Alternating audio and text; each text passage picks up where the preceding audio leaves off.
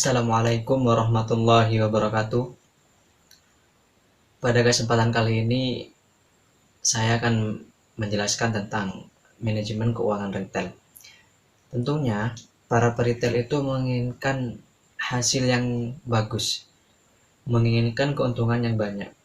Nah, ada enam aspek yang perlu dibahas pada kesempatan kali ini. Yang pertama itu ada model keuntungan strategis, yang kedua itu ada alur keuntungan, yang ketiga alur perputaran, yang keempat ikhtisar pola keuntungan strategis, yang kelima ada pengaturan untuk tujuan pengelolaan keuangan, dan yang keenam itu sumber dana bisnis retail.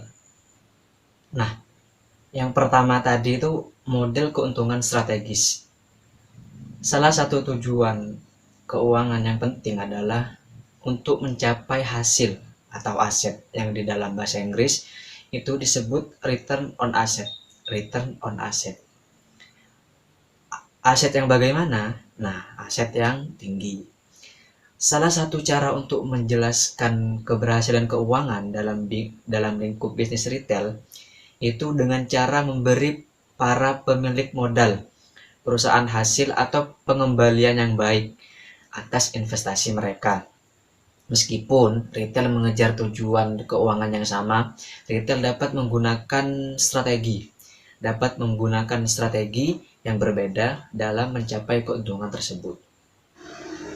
Return on asset itu dapat diperoleh dari rumusan ini, di mana keuntungan bersih dikali perputaran aset, yang kemudian sama dengan return on asset. Nah, seperti pada perpecahan berikut ya kan, keuntungan bersih per penjualan bersih kali penjualan bersih per total aset sama dengan keuntungan bersih per total aset, di mana penjualan bersih sama-sama penjualan bersih itu dicoret. Yang kedua itu ada alur keuntungan. Alur keuntungan itu sendiri dibagi atas 4 bagian. Yang pertama, penjualan bersih. Penjualan bersih itu merupakan jumlah total penjualan yang diterima oleh para peritel setelah dikurangi semua pembayaran yang kembali pada konsumen untuk barang-barang yang dikembalikan. Perhitungannya ialah penjualan bersih sama dengan penjualan kotor dikurangi return konsumen. Yang kedua, itu margin laba kotor. Margin laba kotor disebut juga keuntungan kotor, yang dimana merupakan ukuran penting dalam bisnis retail. Perhitungannya, margin keuntungan kotor sama dengan penjualan bersih, yang kemudian dikurangi harga pokok penjualan. Yang ketiga itu beban. Beban adalah biaya yang terjadi karena aktivitas yang dilakukan dalam bisnis untuk mendapatkan hasil yang puas. Nah, perhitungannya ialah beban penjualan sama dengan gaji staf atau karyawan ya. Penjualan plus komisi ataupun manfaat. Yang keempat itu keuntungan bersih. Keuntungan bersih merupakan ukuran pengelolaan perusahaan secara keseluruhan. Nah, perhitungannya itu keuntungan bersih sama dengan margin kotor yang kemudian dikurangi beban pajak. Yang ketiga itu alur perputaran. Dalam alur perputaran itu banyak sekali aspek di dalamnya. Yang pertama, aset lancar. Aset lancar merupakan aset-aset yang bisa diubah menjadi uang dalam waktu 1 tahun. Yang selanjutnya, uang yang diterima. Uang yang diterima itu merupakan aset penting bagi beberapa peritel. Contoh, investasi Walmart pada uang yang diterima jauh lebih kecil daripada Tiffany, seperti itu. Yang selanjutnya, inventaris barang. Inventaris barang adalah sumber hidup retail, yaitu semua barang dagangan yang dijual oleh para peritel.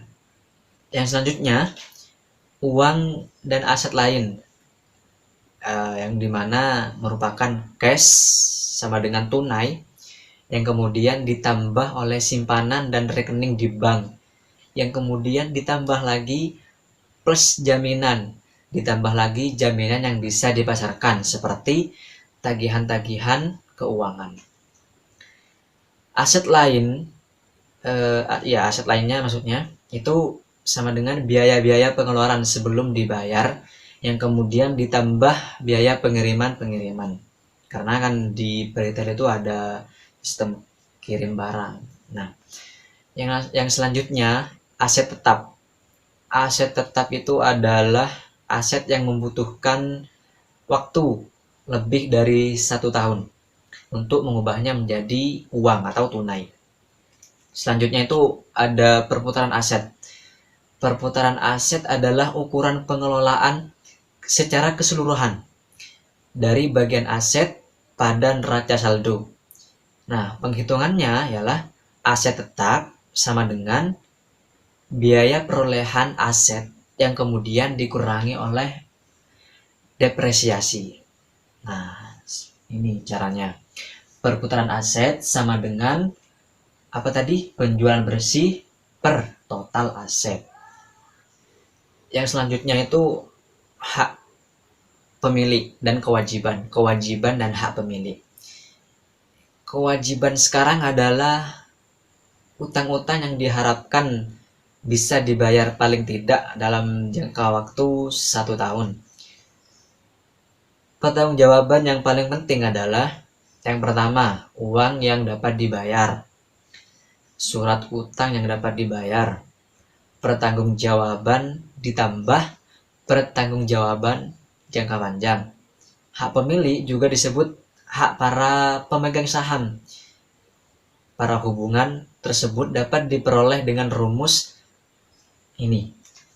Hak para pemilik sama dengan total aset yang kemudian dikurangi oleh total pertanggungjawaban. Aspek selanjutnya dalam manajemen keuangan retail ada ikhtisar pola keuntungan yang strategis. Nah, yang pertama itu margin kotor. Margin kotor itu ada presentase margin kotor, analisis per kategori, penurunan harga, persediaan barang, margin kotor per meter persegi. Yang kedua, biaya operasional toko sebagai persentase penjualan, yang dimana meliputi gaji yang biasanya di produktivitas per karyawan atau para pekerja. Biaya sewa, depresiasi, keuangan listrik, dan total biaya operasi toko. Yang ketiga itu margin kontribusi. Nah, untuk menghitung keuntungan toko retail tentunya dengan menjumlahkan keuntungan kotor yang didapatkan oleh toko retail pada periode waktu tertentu. Nah, biasanya periode ini meliputi bulan, kuartal, semester, dan tahun. Untuk mengurangkan dengan total biaya tetap dan biaya variabel operasional toko retail. Nah, yang selanjutnya itu aspek dari manajemen keuangan retail itu pengaturan untuk tujuan pengelolaan keuangan, yang dimana dibagi menjadi dua bagian. Bagian yang pertama terdiri dari proses atas bawah versus bawah atas. Artinya proses atas bawah versus bawah atas. Yang kedua, keadaan untuk dipertanggungjawabkan. Yang ketiga, pengukuran pengelolaan. Dan yang keempat, jenis-jenis pengelolaan. Itu bagian yang pertama. Bagian yang kedua, itu metode untuk mengontrol toko. 1. Audit penjualan. Yang kedua, grafik penjualan. Dan yang ketiga, itu kendali terhadap persediaan yang persediaan barang ataupun produk yang dijual oleh para peritel. Yang terakhir dari manajemen keuangan retail itu ada sumber dana bisnis. Sumber dana bisnis bagi para peritel. Sumber dana bisnis itu dibagi menjadi 3. Yang pertama, dana pribadi. Sumber dana pribadi berasal dari dana pribadi di mana pebisnis retail akan memanfaatkan sumber daya yang dimilikinya untuk membangun serta mengembangkan suatu bisnis. Yang kedua, itu dana bersama. Sumber dana ini berasal dari kerjasama antara beberapa pihak yang bersepakat untuk membangun dan berbisnis bersama.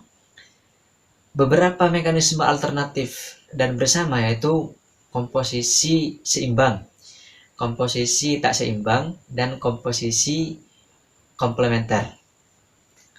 Yang ketiga dari sumber dana bisnis ialah dana pihak ketiga.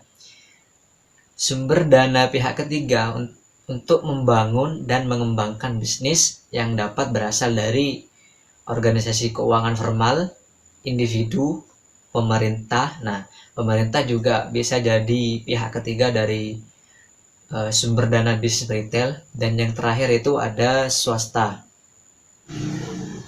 Terakhir, berdasarkan analisis penggunaan pembiayaan atas kegiatan adalah metode penentuan biaya. Penentuan biaya semua kegiatan yang dilakukan oleh para retail. Dengan metode ini, para retail itu bisa membuat keputusan yang lebih tepat, membuat keputusan yang lebih baik, serta menguntungkan bagi bisnisnya. Mungkin itu saja yang dapat saya sampaikan pada kesempatan kali ini. Kita jumpa lagi di kesempatan selanjutnya. Terima kasih telah menonton video ini. Semoga bermanfaat. Wassalamualaikum warahmatullahi wabarakatuh.